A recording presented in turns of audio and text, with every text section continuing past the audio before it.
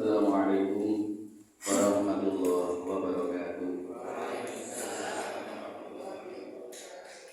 Alhamdulillahilladzi amarna bil ittihad wa nahana 'anil tafarruqi wal fasad. Wassalatu wassalamu ala sayyidina Muhammadin al-hadi 'alal intisab wa ala alihi wa ashabihi alladzina salatu sabila rasyad. Amma ba'du. Sa'adatul mukarramin, para ahli ilmu, kepada para guru, kepada beliau yang sama-sama kita hormati, Bapak Kamunah, Kusnudoro, dan seluruh jajarannya. Alhamdulillah pada pagi hari ini kita bisa hadir dalam rangka belajar bersama ya, Mas dalam dialog pada hari ini. Yang pertama, saya sampaikan terima kasih kepada pemenang yang memberikan kepercayaan. Namun di balik itu juga saya mohon maaf manakala ekspektasi dari pemenang ternyata tidak sesuai dengan apa yang menjadi tidak sesuai dengan kenyataannya. Saya mendahului mohon maaf yang sejatinya. Bapak dan Ibu sekalian, di sini telah hadir para praktisi penyuluh. Jadi orang-orang lapangan yang mungkin sudah sangat kaya akan pengalaman. Oleh sebab itu dalam jauh nanti insya Allah saya juga akan menimba pengalaman dari teman-teman semua. Namun di awal ini berikan kesempatan kepada saya untuk memberikan satu materi dulu dan setelah itu kemudian kita dialogkan. Bapak dan Ibu sekalian yang kami muliakan, slide-nya sudah.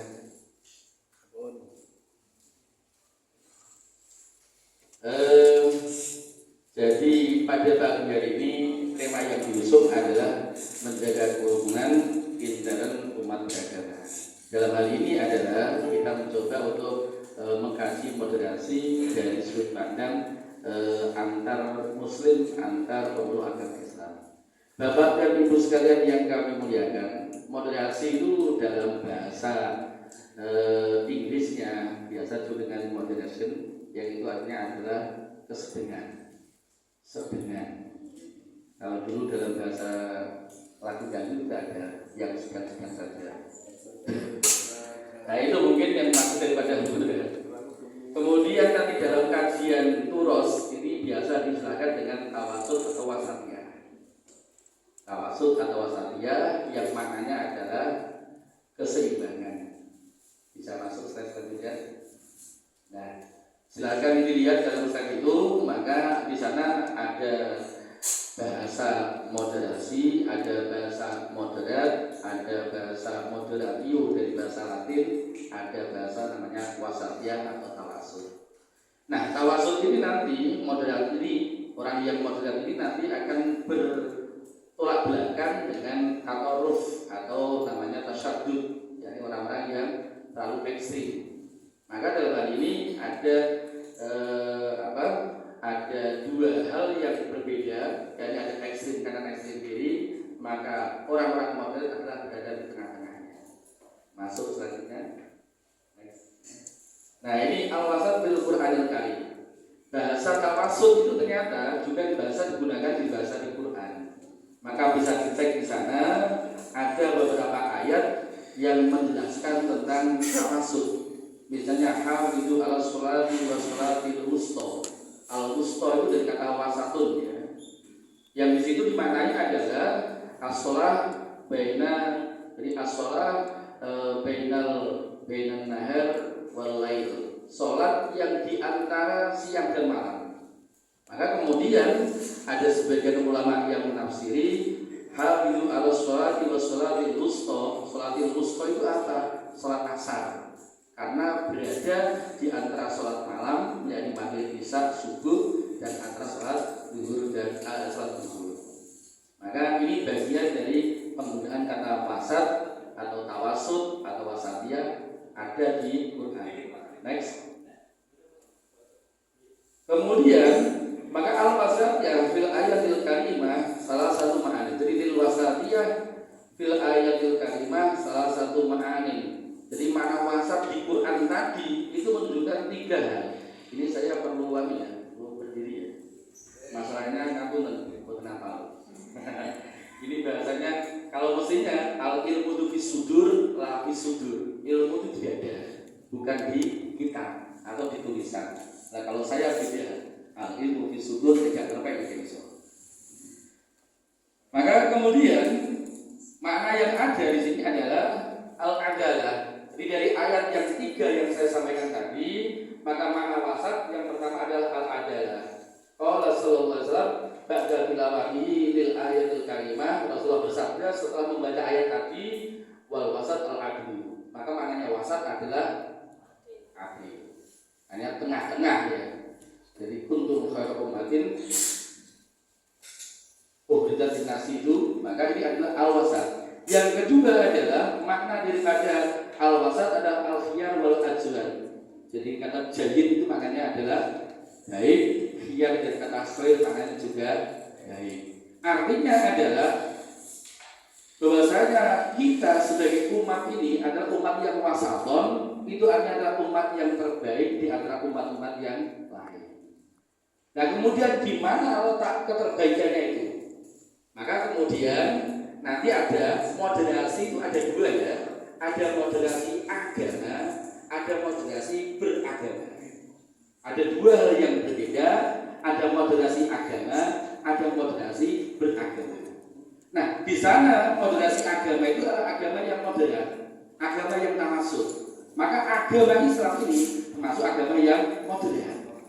Di mana letak kemoderatannya? Di antaranya adalah pandangan Islam terhadap nabinya ini berbeda dengan pandangan orang Nasrani, orang Yahudi. Ketika orang Nasrani mengatakan Isa adalah anak Tuhan, ketika orang Yahudi mengatakan Uzair adalah anak Tuhan, maka Islam mengatakan Muhammad adalah Abdullah wa Rasulullah. Tidak sampai dikultuskan sampai menjadi anak Tuhan. Ini maka bagian dari betapa Islam ini adalah agama yang modern. Kalau kemudian kita dituntut untuk bertoleransi kepada agama-agama lain tadi, sebenarnya mereka lah yang harus bertoleransi. Maaf, kita mengakui Isa adalah bagian daripada Nabi. Kita mengakui Uzair adalah termasuk Nabi, tapi mereka tidak mau mengakui Muhammad adalah Nabi. Maka sebenarnya kalau kita dituntut, sebenarnya kita harus toleransi, sebenarnya adalah harus dibalik. Mereka yang harusnya bertoleransi. Selanjutnya adalah al-i'tidal wa tawassut, tengah-tengah. Maka di sini makna ini adalah, maka di sini disebutkan qala Ibnu Jarir rahimahullah wa ara anna Allah ta'ala dzakara inna ma masum bi annahu wasadun fi tawassutin fid din. Bahwasanya Allah mensifati umat Muhammad ini adalah umat yang wasat, yang moderat, adalah litawassutin fid din, karena mereka moderat dalam beragama. Falahum ahlu ghuluwin fi. Mereka orang-orang Islam ini tidak ahlu ghulu yang terlalu memutuskan. Maka silakan bisa dilihat ya. Di sini bahwasanya mereka orang-orang Nasrani dan orang-orang Yahudi ini terlalu ghulu, terlalu berlebihan di dalam memutuskan namanya. Next. Maka ini yang saya bilang tadi, ada moderasi agama, ada moderasi beragama. Moderasi agama adalah istilah yang menunjukkan bahwa agama lah yang perlu dimoderasi, yang perlu dimoderatkan. Namun agama sudah mengandung prinsip moderasi, yaitu keadilan dan keseimbangan, sehingga Islam ini tidak perlu dimoderasi. Islam itu sudah penuh dengan moderasi. Maka kemudian kita pakai yang kedua adalah moderasi beragama. Ini cara pandang, sikap dan praktek beragama yang moderat, yang toleran, jalan tengah untuk menghindari sikap ekstrim dalam beragama dan seterusnya dan seterusnya. Ini apa? Ada upaya untuk mewujudkan kehidupan yang beragama yang damai terhindar dari kekerasan. Baiknya, nanti kita buktikan ya. Maka di sini moderasi agama. Islam dikatakan agama yang modern itu di mana letaknya? Maka silakan. Terhadap pemeluknya agama sangat dilarang. Memberi beban hanya sebatas kemampuan. Ada banyak udur yang bisa mengurangi beban. masyarakat bisa mendispensasi kewajiban kodok apa? Kegiatan. Betul. Ini hanya sekedar ngetek aja, dengan termasuk berhajar apa tidak. Walaupun alasannya nggak kelihatan, ini biasa digunakan para guru itu begitu. Hanya untuk bagaimana biar tampil sempurna saja. Dan kira-kira memang harus begitu kadang-kadang. Iya, jadi kalau misalnya saya ditanya istri saya, sama itu kok nanti betul apa foto pulau tengah ini dompet ibunya, maka saya bilang saya tidak perlu membawa foto di dompet saya karena dirimu sudah ada di dalam hati saya. Nah, langsung aja lanjut. Biar ini ya, biar nggak lanjut aja. Lanjut ke sini. Maka ini memang saya sengaja saya buat semacam kayak puisi apa ya. Kosor dan jamak sholat diperbolehkan. Puasa boleh ditinggalkan saat sedang dalam bepergian. Untuk perempuan yang sedang datang bulan, sholat tidak wajib dilakukan. Ini bagian dari moderasi agama. Bahwasanya betapa agama itu memberikan satu tasamuh, ada toleransi yang luar biasa. Maka kalau ini teks Arabnya seperti ini, Tafsir al-Islami muazadatun daqiqatun. Apa ini ya? Bainat taklimi ya, bainat taklimi, bainat taklimi ya bainat isi doa. Ada satu beban, tapi ada satu kemampuan. Maka maaf lebih, haji itu wajib, tapi bagi yang mampu. Zakat wajib bagi yang luar biasa ya. Ada kewajiban, tapi ternyata ada isi doa di sana. Maka bagi mereka yang tidak punya kemampuan untuk zakat, tidak wajib zakat. Puasa itu wajib, ya bagi yang mampu. Maka kasusnya kemudian orang-orang yang sudah tua renta tidak mampu melakukan puasa. Apakah wajib puasa? Tidak. Diberi toleransi oleh agama, hanya membayar. Ya. Betapa luar biasanya dia. Agama itu berat sekali. Maka kemudian di sini bimajalil ibadah. Kita berusaha a'dan. Jadi dalam ruang lingkup ibadah, maka syarat memberikan satu ketentuan tentang udzur yang bisa memberikan satu dispensasi. Maka maaf, sholat duhur itu 4 rakaat, sholat asar 4 rakaat.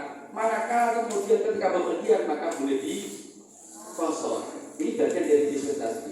Betapa agama ini sangat moderat. Jadi nilai-nilai moderat tadi ada dalam agama itu sendiri. Agar tidak perlu kita moderasikan, memang agama sudah moderat. Maka ini sebagai bukti ya, sebagai bukti bahwasanya adalah Islam ini adalah agama yang sangat moderat. Kemudian lanjut ya. Ini tentang moderasi agama. Sekarang kita masuk pada moderasi beragama. Dalam moderasi beragama itu ada 2 hal ya.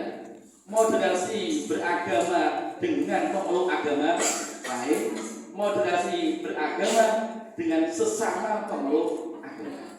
Makanya kemudian dalam konsep trilogi ukhuwah itu nanti kan ada 3. Ukhuwah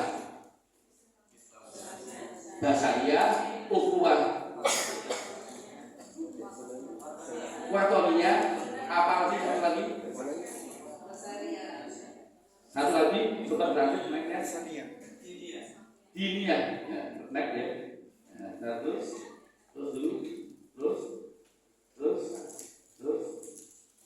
Nah, ini Islamiyah.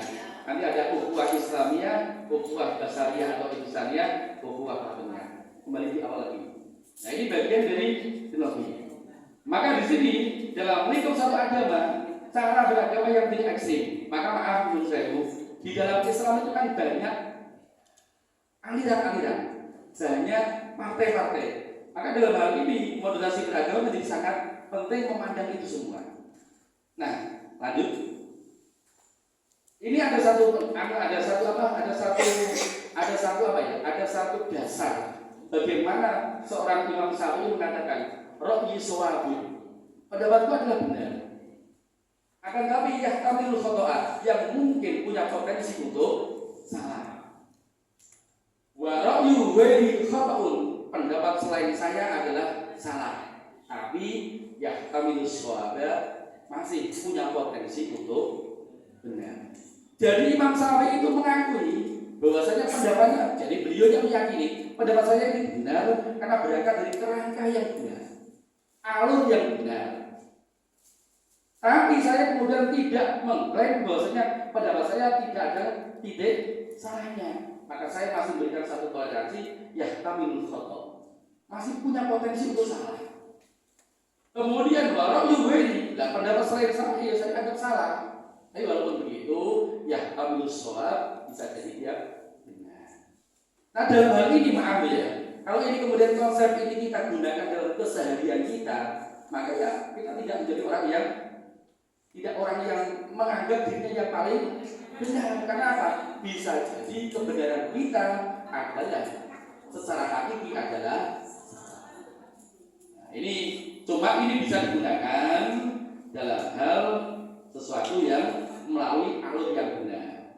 Ini kalau sudah di tangan makhluk terkuat di dunia, maka ya tidak ada seperti ini. Katanya kalau bilang itu apa? Kalau makhluk di dunia, ya makhluk terkuat di dunia ini, maka semuanya salah. Yang benar hanya dirinya. Nah ini makanya kemudian bagi makhluk yang terkuat di dunia perlu menggunakan ini ya, seperti rohyi, shawab, ya tamilul khotob. Pendapat saya adalah benar menurut saya. Ini bisa jadi pendapat dengan baik suami saya adalah yang benar. Loh ini aneh kan begitu ya, Masya Allah, luar biasa. Makanya makhluk yang terkuat itu beda dengan makhluk yang terkalahkan ini. Kalau makhluk yang terkalahkan kan begini ya, kalau melihat istrinya kok berbau harum, dia bangga. Alhamdulillah, senang. Nah, beda ya kalau perempuan, saya nggak menyebut perempuan, makhluk yang perempuan tadi. Ini nanti bisa dibicarakan saya. Ini kalau makhluk yang terkuat itu beda. Kalau suami yang halu, suami yang kemudian pacar gentle, pacar necis, ini bawahnya curiga terus. Nah, ini pasti ada apa-apa yang di luar sana. Nah, jadi ini satu pendapat yang diungkapkan oleh Imam Syafi'i. Imam Syafi'i yang sekaliber itu masih mengakui kebenaran mungkin jadi ya pandang-pandang yang lain. Maka di sana beliau mengatakan ra'yi shawabun yahmilul khotob wa ra'yu ghairi khotob yahtamilus. Maka dalam hal ini kemudian dalam orang moderat itu kita nanti al-muhabbatu al-fadhil sholeh. Jadi sesuatu yang sudah ada ya, dan itu kok baik, ya diteruskan. Kemudian wal ahlu bil jadidil aslah. Konsep ini sebenarnya, maaf saya tanya dengan kita itu sebenarnya kewajiban itu ada pada masa Rasulullah atau sebelumnya? Sebelumnya pada masa Nabi Ibrahim. Ini ternyata kemudian dijaga diteruskan. Kurban itu ada masa-masa Nabi Ibrahim, kemudian diteruskan. Maka dalam hal ini bagaimana Islam ternyata mengangkat kearifan ya. Makanya termasuk dalam hal usul ahkam, dasar hukum itu diantara di samping Quran, hadis, ijma, qiyas ada termasuk syar'ul man qablana. Syariat orang sebelum kita itu diadopsi oleh Islam. Makanya kemudian maaf misalnya dalam hal ini Ahlussunnah wal Jamaah mungkin juga mengadopsi hal-hal yang kearifan lokal yang sudah ada selagi tidak bertentangan dengan syariat. Maka di sana ada satu kaidah fikih al-adah muhakkamah. Adat kebiasaan itu bisa menjadi sebuah kaidah hukum. Lanjut. Karena ini nanti sifatnya adalah dialog ya. Jadi dialog ini saya bukan berikan ini tapi kalau sebut narasumber ya narasumber dialog ya nggak ada narasumbernya, kita semuanya adalah narasumber sehingga bisa jadi nanti dalam pertanyaan-pertanyaan yang bergulir itu datangnya jawaban malah datang dari dengan tidak dari saya. Ini alasannya kok nggak beda salam. Selanjutnya adalah persatuan. Jadi kalau Allah Taala wa'tasimu bihablillahi jami'an wa la tafarraqu. Jadi berpegang teguhlah pada tali Allah, yakni syariat aturan agama Allah. Semuanya wala tafarraqu dan jangan bercerai-berai. Maka ini adalah malah persatuan, bersatu dengan sesama muslim, jangan sering bercerai-berai. Ini salah bercerai-berai ya. kalangan para praktisi penyuluh ini akan menjadi berbeda ya.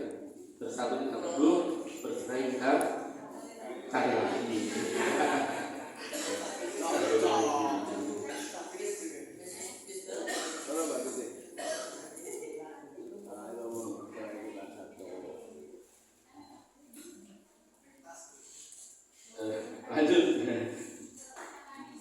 Lanjut ya. Maka kemudian nilai-nilai moderasi itu apa lagi ya?